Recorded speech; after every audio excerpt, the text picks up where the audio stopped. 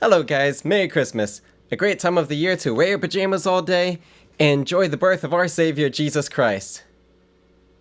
That is, if this day is the day that Jesus was really born, or is all of this just pagan? Okay, so about 2 days ago I saw this video from a YouTube channel called Hochelaga called "'Twas a Bible Accurate Christmas." And well, this is kind of the busiest time of the year for us musicians, and 2 days is not a whole lot of time to prepare this, but I need to do a rebuttal to this one.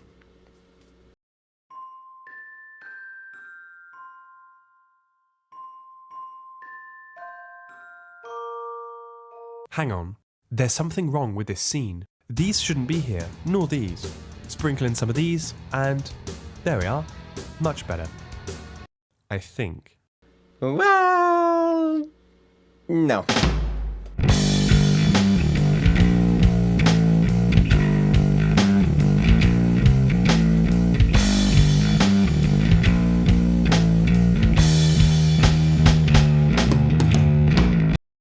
Alright, so before I start criticizing this video, I actually want to say that a lot of the content in this video is actually really good, and I really appreciate about half of the video. Like, half of the video is solid good stuff. The other half, well, that's what we're doing the rebuttal for. So let's start with the video. The Christmas story can be found in the New Testament, the Gospels to be exact. They are 4 semi-biographical accounts of the life of Jesus. The story of his miraculous birth, or nativity, is only mentioned in 2 of them, Matthew and Luke. They roughly share the same sequence of events, but, as we shall see, there are some significant differences between them. Okay, yes, this is true. The Gospels of Matthew and Luke are the 2 that give the narrative of the birth of Christ. Boy says here, though, but as we shall see, there are some significant differences between them. Do note that these are additional differences and not controversial differences. Imagine if you were telling a story to one of your friends, and then you went and told the same story to another friend. Now, you may be telling the same story to both friends, but you may tell different details about the story to each friend depending on the context of the conversation or the context of the friendship. Matthew's and Luke's account of the Nativity are not contradictory. Nothing that is said in one contradicts the other. All they provide is just additional content to one another. Our festive tale begins roughly 2,000 years ago. In the Roman-occupied province of Judea, the puppet king Herod rules the throne. In the small town of Nazareth, a girl named Mary has just been told that she's pregnant. This is a surprise to her, especially as she's still a virgin. Perhaps more surprising is that she's being told this by an angel, the angel Gabriel to be exact. When it comes to biblical history, the angel Gabriel is pretty new to the scene. Prior to this, he's only appeared once in the Bible, in the Old Testament book of Daniel. Here, he acts as an interpreter to the strange vision the prophet is experiencing. In fact, he's more popular outside the Bible, appearing in several apocryphal texts. Alright, so this context of Gabriel being relatively new, it sounds like he's saying that Gabriel is a recent invention in the Judeo religion. Yes, Gabriel is first mentioned in one of the last books of the Jewish Tanakh, the Jewish scriptures which we call the Old Testament. He only appears in one of the last books written in the Tanakh. That doesn't mean that he was a recent invention, and I know that he didn't use this term recent invention. To me, it just seems that that is what is implied. In Matthew's Gospel, we get to hear Joseph's side of events. From his perspective, his betrothed wife has got herself mysteriously pregnant. Suspecting an affair, he secretly plans to divorce her. At the last minute, however, he is visited by an unnamed angel in a dream. It tells him that she hasn't in fact cheated on him, but instead has been selected to carry God's baby. The baby is to be called Jesus, an Aramaic name that literally means God saves. This is one of the parts that I really liked about the video. It handled Joseph's side of the story really well, did it really good justice, but then I also really loved how when they showed the name Jesus, in the background you could see these other writings. That is actually the Hebrew writings for the name Jesus, Yeshua, which is the Hebrew for Jesus. In fact, Messianic Jews to this day still call Jesus Yeshua. Back in Luke's Gospel, the Roman governor has issued a census in order to count the population, and everyone is told to return to their ancestral home. Mary and Joseph must make the 80-mile journey from Nazareth to Bethlehem. The Census of Quirinius was a real historical event. although it took place in the year 6 CE. That's 6 years after Jesus was supposed to have been born. Dating Jesus' birth becomes extra confusing when we find out that the real King Herod died 10 years earlier, in the year 4 BCE. Historically speaking, the Roman census and the reign of King Herod did not overlap, contrary to what it says in the Bible. Alright, what he is saying is accurate according to modern historical scholarship. However, there are some challenges to this. Herod's death in 4 BC is generally given. However, some do challenge that Herod may have died in 2 BC instead of 4. Not sure if there's much credibility to that, but there is that argument. Regarding the census for Quirinius, that is actually a little bit complicated.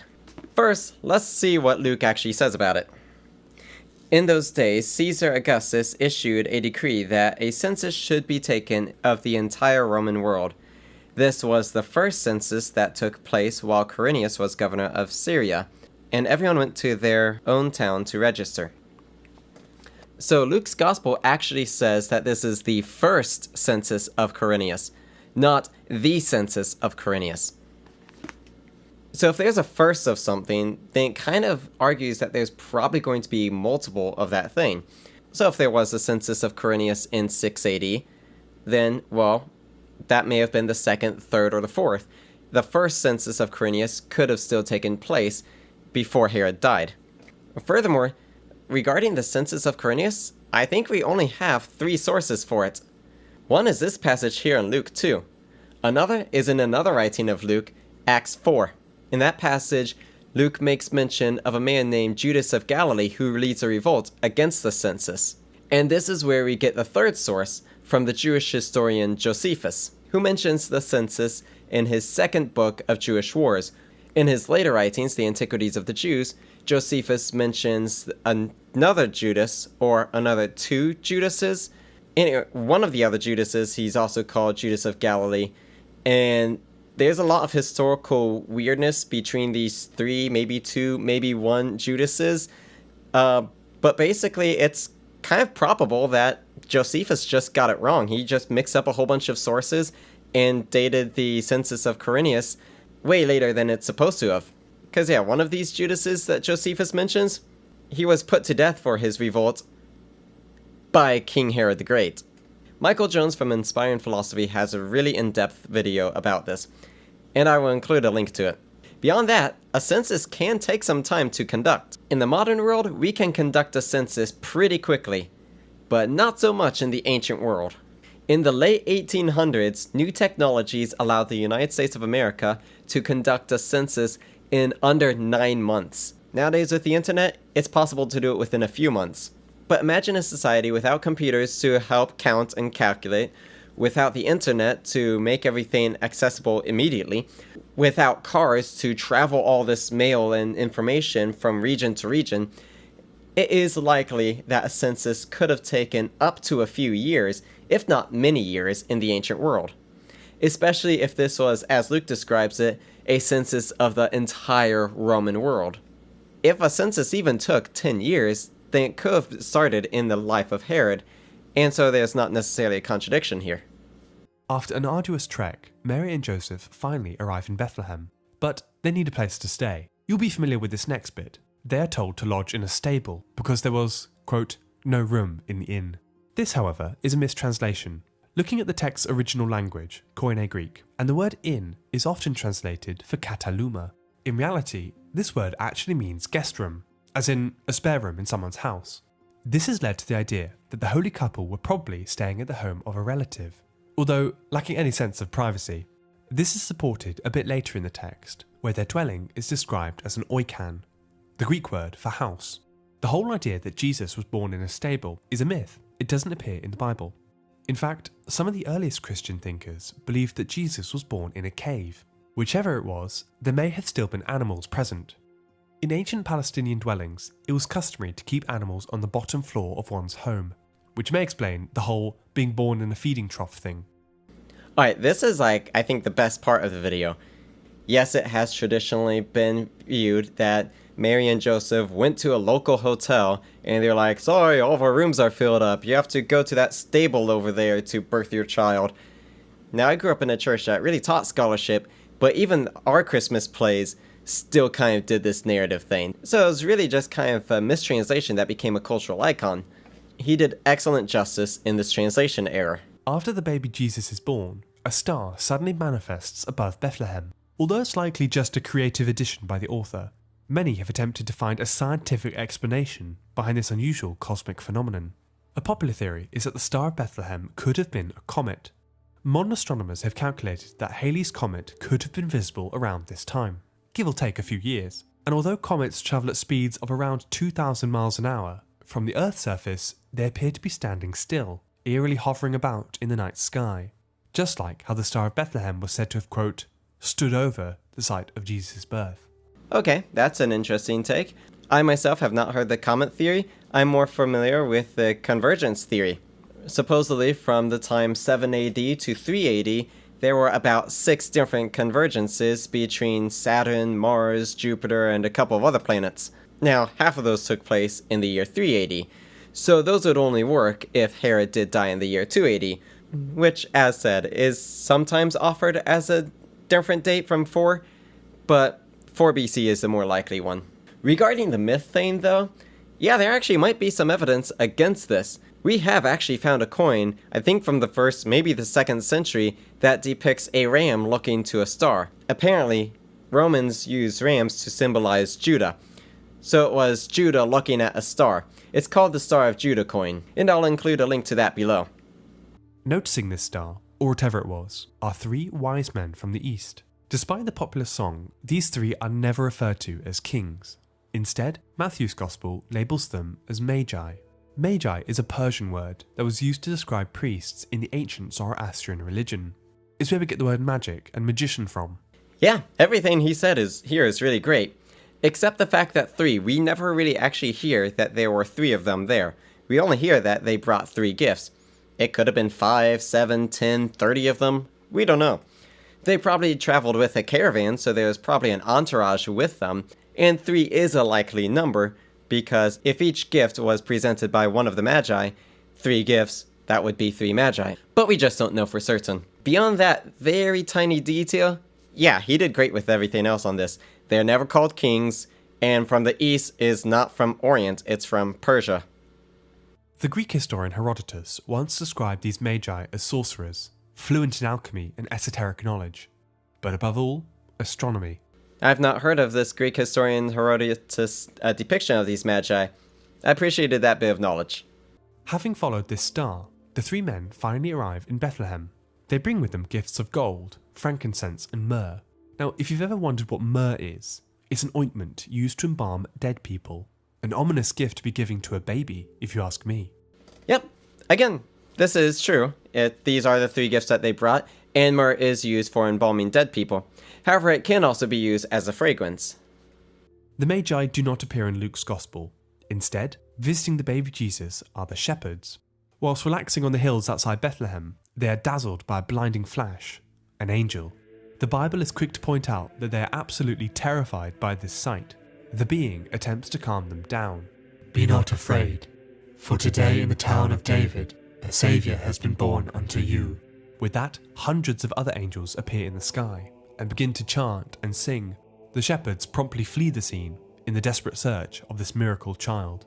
This event, known as the Annunciation to the Shepherds, has been depicted by artists throughout history, although using far less distressing imagery than I have. You know, I really enjoyed the imagery in which he used for it. Is it true, however? Well, probably not. The class of angels that he presented there is kind of not a typical vision of angels. In Ezekiel's vision, in the book of Ezekiel chapter 1, he describes a view of the cherubim, and beside them are these strange wheel things with wheels inside of wheels and eyes all along the wheels, and the spirit of the cherubim being inside them. It is a weird description and has confused people for literally thousands of years. But these wheels are maybe a part of the cherubim, maybe they're separate from the cherubim. Either way, the cherubim themselves are something different. And the cherubim themselves are just a class of angels. There are a few different kinds of angels. The cherubim is where we get the word cherubs. Yeah, not the weird little naked baby angels things. That's just weird and very inaccurate. But cherubim comes from the Hebrew cheruvim. Now, the cheruvim are a specific class of heavenly hosts which are tasked with guarding the throne and holiness of God. In Genesis, when Adam and Eve were driven out of the garden, God placed the cheruvim in the garden to guard the way back to the tree of life, so that Adam and Eve, in their sin, won't then return to the garden, eat of the tree of life, and live forever in a state of sin, because it would go against the holiness of God to allow eternal life in sinful nature. In the tabernacle and Solomon's temple and Herod's temple, the cheruvim are also depicted in imagery guarding the way back to the presence of the Holy of Holies. This is again to remind the priests that they are before a holy God. And then Revelations 4 also depicts them around the throne of God, just like Ezekiel depicts them around the throne of God. They are the guardians of the throne of God and his holiness. Another class of angels is called the seraphim. They sing praises to God, such as described in Isaiah's vision. But the main class of heavenly beings is a group that we translate as angels called the malachim. And the malachim are much more human-like creatures. They were the kind of angels that were sent to Sodom to look for righteous people, which is depicted with a very humanoid appearance. The word melech means or is derived from the word that means messenger. So the malachim are a class of heavenly beings which are tasked to deliver messages from God to man. So it is therefore much more likely that it was the malachim who were presenting this message to the shepherds as well as to Mary. But yeah, the cheruvim interpretation, that is a pretty cool one, just not as accurate. To finish the Nativity story, the Gospel of Matthew ends on a really dark note. Having heard of the so-called King of the Jews has been born in Bethlehem, King Herod has become paranoid that this infant will one day overthrow him. He does what any good king would do, and orders a mass slaughter of infant boys in Bethlehem. Fortunately, there is no historical evidence of such an event taking place, so many believe that it's simply a myth. Alright, yes, it is true that we do not have any other historical record of Herod killing the babies. And I don't like playing conspiracy theorists, but this really is one of those things that they really would work to cover up. I mean, of course, Herod and the political elites would have reason to censor this content, but then also the Jewish Pharisees 40 years later, after Jesus was claiming to be the Messiah.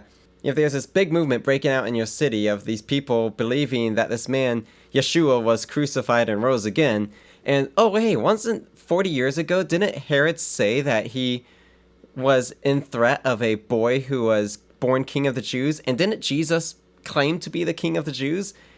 Then yeah, it would be reasonable that the Pharisees themselves would also take part in the censorship of this story.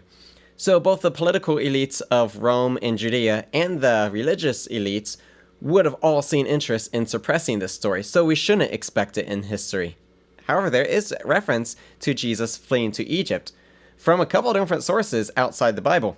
The Jewish Talmud talks about Jesus and his master Yehoshua ben Pira fleeing to Egypt because of a king killing off a bunch of people.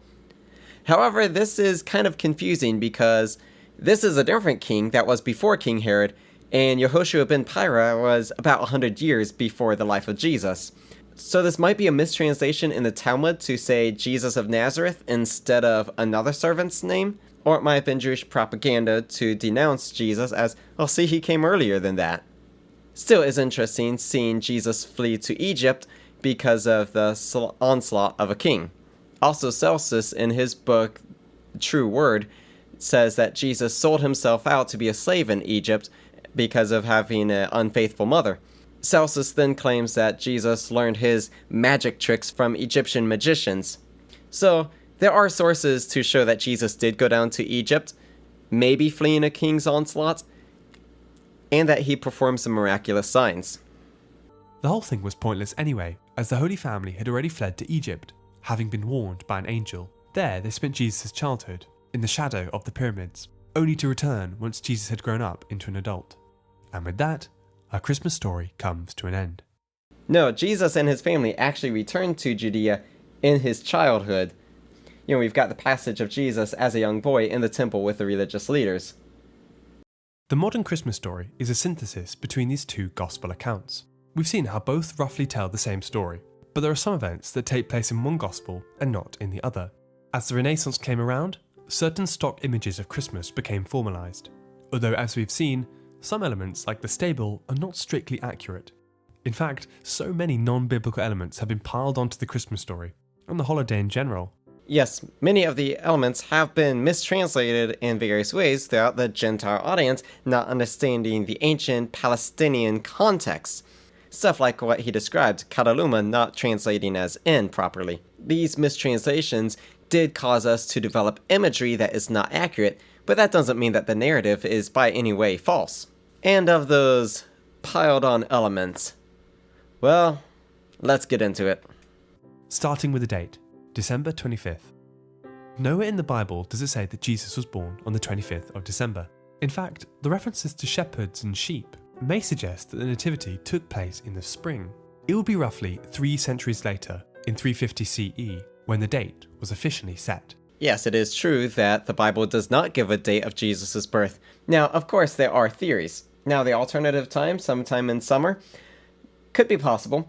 Messianic Jews sometimes make an argument seeking to align Jesus' birth narrative with the Jewish Festival of Tabernacles, a time where the Jews, they leave their homes and go out into tents to remember their time in the wilderness before coming into the land of Israel. Personally, I really love the theology of this argument. However, it gets really confusing when Mary and Joseph arrive in Bethlehem. It's like, if we translate Kataluma to meaning guest room, then why were they going to the guest room of their family relatives when they're supposed to be going to a tent? So although I love the theology of it aligning with the Feast of Tabernacles, I don't think it works. Now, why the day December 25th? Well, it's often taught that in Jewish tradition, a prophet will die on the same day that he was conceived. And we know when Jesus died, he died the eve of Passover. Now, Jewish holidays follow a lunar calendar system, not a solar calendar system, so it's not marked down on the exact day of the year every year. It is why Easter, the celebration of Jesus' resurrection, changes from year to year, because Easter lines up with the Jewish festival Passot, or Passover. But sometime in the ancient world, they calculated that Jesus died on March 25, which is about the time that Passover would take place on a given year, although not necessarily on that exact day. So, if Jesus died and was conceived on March 25, then you fast forward 9 months later, then that would mean he would be born around the 25th of December. This is just a theory, however. He's going to present a different theory, and then we'll address that one. It's commonly thought that the first Christmas celebrations were timed to coincide with the Roman festival of Saturnalia. Dedicated to the god of agriculture, Saturnalia was the biggest event in the Roman calendar. It was basically one giant party. The streets of the capital were rowdy, with scenes of drinking, singing, gambling, and general merriment. It was also a time of gift-giving, particularly of small clay figurines known as sigillaria. Small wax candles called cerae would be lit, and wreaths would decorate villas. Saturnalia was a time of role reversal, the only time of the year when slaves could dine with their masters. After a lavish banquet of roast pork and cooked wine, guests would appoint a lord of misrule, whose job was to pull mischievous pranks on partygoers. Saturnalia was typically held between the 17th and the 23rd of December, and was followed by the Day of the Unconquered Sun, or Sol Invictus. This day took place on the 25th of December, and it marked the winter solstice, the shortest day of the year. Once Christianity was adopted as the official religion of the Roman Empire, Saturnalia waned in popularity and was eventually replaced with Christmas. Alright, so yeah, Saturnalia, as far as I can tell, he got all that stuff right. However, Saturnalia started on December 17th, not December 25th, and as far as I understand it, it was originally just a one-day festival, but then they decided it was so much fun they just drew it out for an entire week. But even still, it's ending December 23rd. Saturnalia is not connected with Sol Invictus. So Saturnalia went from December 17th to December 23rd, and had nothing to do with December 25th. He had to bring up another holiday, Sol Invictus. The way he presented it, it sounds like Sol Invictus is a natural preceding holiday from Saturnalia. No, we actually don't really know anything about Sol Invictus. From what I understand, the earliest source we have from Sol Invictus is from the 4th century that basically just says December 25th, a day for the unconquered one. We don't have anything predating Christian literature talking about Sol Invictus, nor do we have any evidence that Christians adapted the date to win over a pagan audience. Now let's take a look at the sources he included in his link below. The first source is one from history.com. And notice what the article chooses to say about the date of December 25th. It says, "It is commonly believed that the church chose this date in an effort to adopt and absorb the tradition of the pagan Saturnalia festival."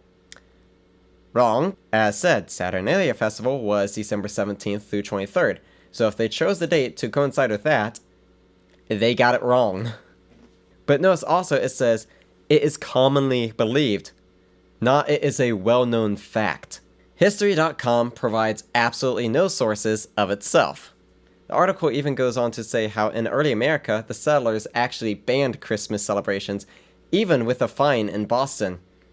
However, and this would be the only primary source which he even lays reference to, he doesn't include a link or an actual source for it, but he mentions the Journal of John Smith as claiming the contrary. The next link he has is History Extra. And you need a subscription in order to read that one, so I'm not bothering with that. The third source he uses is Guardian, and that source is actually a pretty good source. That source is only going into the Greek as what he talked about with the translation of the N. This source does not either provide any sources either, however it does actually talk about the scholarly work of Greek experts. It isn't talking about controversial detail about where something came from without providing sources. It's just talking about the linguistics.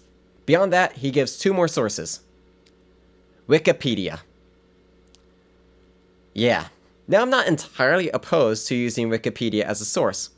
Hey, when was Beethoven born? Wikipedia.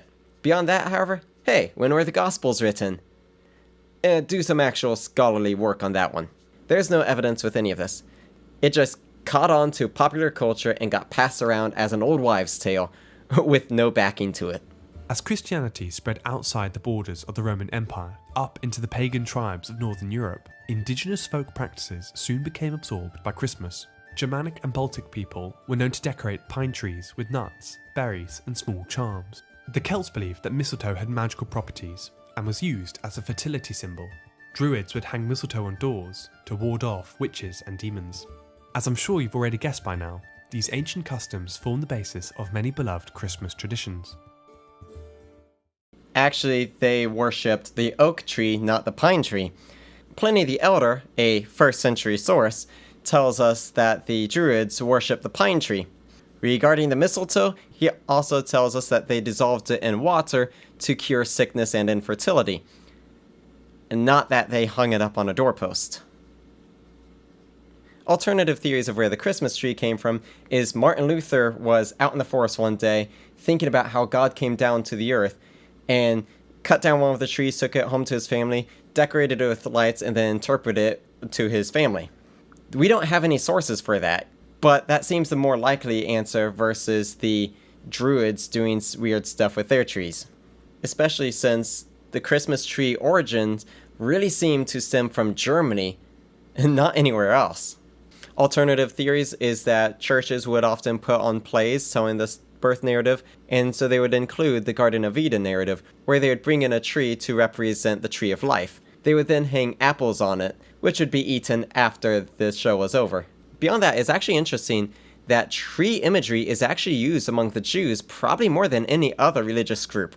See, the Jews were not allowed to use imagery of animals because that was often associated with idolatry. So instead, they use imagery of trees instead. And yes, trees were adorned in the Old Testament temple. So really, actually the best source of where a Christmas tree came from is ancient Judaism, very well predating Christ. After this, he goes through a series of different times when the church banned Christmas celebrations.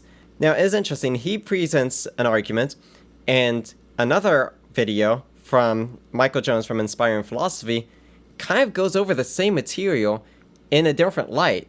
In fact, the pictures that they use for both of their videos are the exact same. Now, I created a playlist, and in this playlist, I will include both of those videos, as well as videos including other arguments against this narrative that Christian is pagan.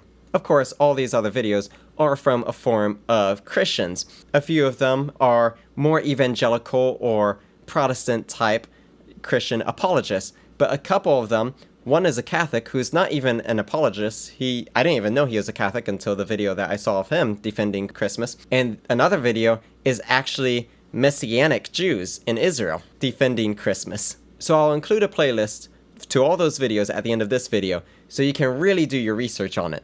Alright, and at the very end of his video, he talks about how Christmas has integrated throughout cultures across the world. And yeah, that is definitely true. Modern culture has definitely interpreted Christmas in modern cultural ways, and every culture, every country has also interpreted it in their own ways. I don't think there's anything wrong with that. In fact, I kind of think that's what's cool about Christianity. It allows itself a little bit of cultural interpretation. To a degree. Jesus was not blonde. Or black. In fact, I actually really enjoy studying how other cultures interpret the gospel. How do Japanese Christians interpret the gospel? Or what about Palestinian Christians? Or African Christians? Studying how other cultures interpret the gospel gets me out of my evangelical bubble. It gets me beyond the Calvinist versus Arminius debates, or the Protestant versus Catholic arguments. These arguments have us acting as though we are the only sect to whom all truth and authority is really revealed, and though the other sect is just heretics who won't inherit salvation. But let's be practical. Would God send the gospel to the entire world, and only the Baptists in America have gotten the theology right, so therefore only they will be saved? No, that's actually against the biblical narrative. So if other cultures, other eras have different interpretations of Christmas, well, they probably also have other interpretations of the entire biblical narrative. I don't think there's anything wrong with that. I think the gospel completely permeates culture and ties us all together, regardless of where we're from, what language we speak, what culture we're tied to, our ethnicity, regardless of what era or time we're born in. We are all united in Christ and in his death and resurrection. Yeah, certain things just get misinterpreted in some cultures, and sometimes that culture creates an imagery which affects us today, such as that Jesus being born in a stable. Medieval Europeans wouldn't have had a context of keeping animals in the bottom floor of a house, so interpreting Jesus' birth as being in a stable is a reasonable interpretation to their society. It's just making it what they understand. But my favorite group to study their theology are Messianic Jews in Israel, because they are so closely tied to the Old Testament scriptures, and they are still the promised people of God. So yeah, go ahead and enjoy Christmas however your culture acknowledges it. If your culture uses Christmas trees, enjoy Christmas tree. If they do gift giving, enjoy some family time of gift giving. If they have stupid looking elf hats, go get an elf hat. And if they eat chicken instead of turkey, well, Jesus was Jewish, and modern Jews don't consider turkey kosher, so maybe that's more accurate anyway. Oh, and dude, Australia does barbecue for Christmas? That is awesome! I'm from the Midwest. No one loves barbecue like my people, and I totally would not be opposed to having a barbecue on Christmas Day. So what if it's snowing? Not this year. A Midwestern family cooking a barbecue with Christmas lights on their house, in short shorts and snow falling. Yeah, that just sounds like a Midwestern thing to do. But at the end of the day, the question we are left asking is Christmas ultimately pagan? Nope. There's not actually any evidence to support that notion. But if you want more information on that, click this playlist up here. And anyway guys, thanks for watching, and keep the faith.